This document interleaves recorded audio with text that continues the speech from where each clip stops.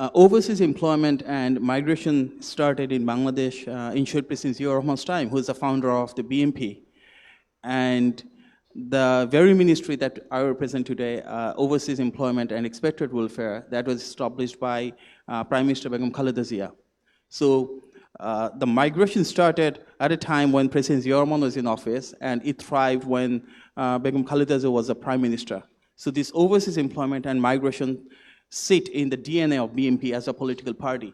If we see the pre-election campaign, our Honorable Prime Minister, Mr. Tariq Rahman, repeatedly articulated the vision that we have for our people to go abroad and work in other countries, where he emphasized that our migration policy should be orderly, ensuring that we follow a due diligence and a procedure which is transparent, which is efficient, and where we gradually, over the period of time, reduce the number of intermediaries.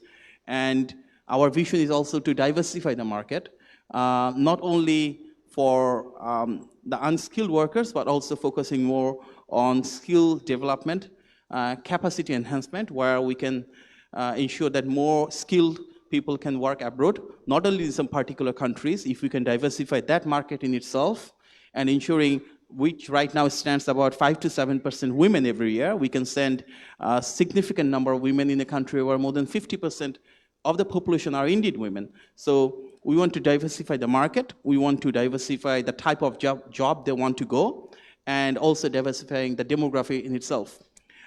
In order to do orderly migration, we are focusing on introduction of Probashi card, which is expatriate card. So moving forward, when we introduce it, every Bangladeshi who will be going abroad will be able to track them, trace them, and that will be in the government infrastructure.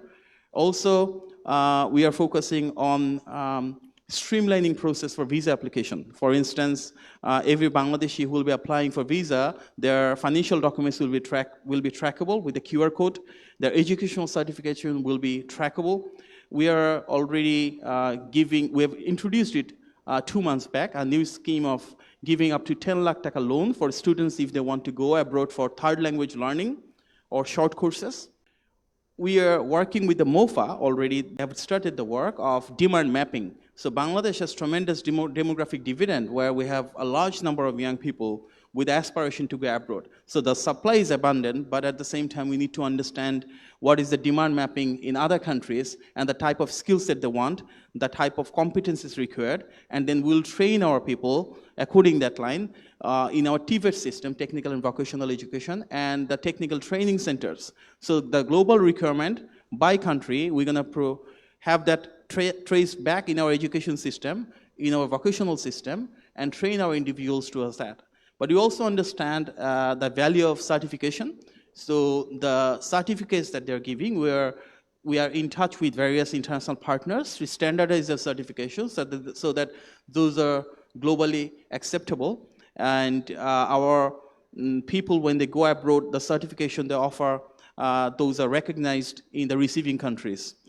Overall, we see the migration as part of a broader ecosystem part, where we cannot work in silo, but we need to work with the receiving countries, seeing a global integration, how we can play our part by giving them the right tools, giving them training, giving them the language expertise where required, and ensuring that the migration takes place in a transparent process where it can be traced back. And in some cases, we understand some people use any particular country as a transit point. We want to stop that as well. And as part of the orderly migration process, we believe we can actually untap the potential that our people have. One thing I would love to add is that in many countries, taking Bangladeshi workers is a top priority because of the discipline that they have shown, because of course, the cost efficiency is one part, but of course also the performance matters. So without the required degree of state support, if they succeed that way, I believe when there will be a policy alignment, they can take it further and have more opportunities, and the receiving countries or hosting countries will take more Bangladeshis towards that. And one final point is, I've talked about the blue-collar jobs, I would say, but as we move forward towards white-collar jobs, we want to ensure that the diasporas, those are in various countries can play a more active role. And the brain drain that we have had historically, we can transfer into brain circulation, where the diasporas and expatriate Bangladeshis can play an active role in Bangladesh, in our development. They can come in here, they can invest in Bangladesh, they can have the know-how and technical knowledge transferred in Bangladesh's ecosystem. And definitely the diasporas there and their representatives in Bangladesh, when it comes to trade and investment, if we can facilitate them with the right policies, right tools, that will be helpful for Bangladesh's global aspirations. Thank you.